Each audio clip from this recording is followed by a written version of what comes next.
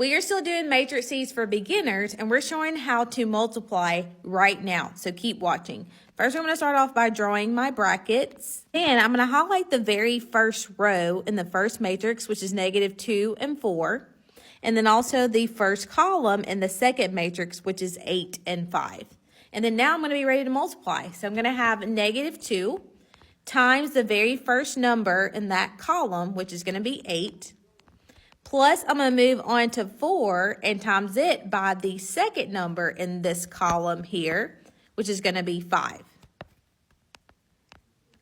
And then I need to repeat the process, but this time, instead of multiplying by the first column, I am going to multiply by the second column.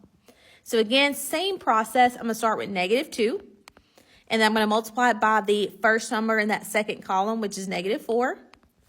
Plus, I'm going to take 4 and multiply it by the second number in the second column, which is 2.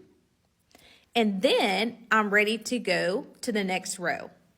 So the next row, I have -3 and 1, and then I have my column here again of 8 and 5. So same process, I'm going to say -3 times 8, that first number in that column, plus 1 times 5, the second number in the column.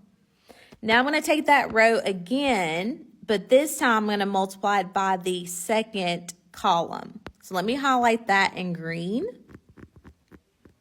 So then I'm going to have -3 times that first number of -4 plus 1 times the second number in that column. And then last, all I have to do is just clean this up. So let me draw my brackets. And then let's simplify each expression. So we have -2 times 8 plus 4 times 5. Well, that's -16 plus 20, which we know is going to be 4. Moving on to this expression right here, we have -2 times -4, which is 8, plus we have 4 times 2, which is also 8. So that's going to give me 16 when you add them together.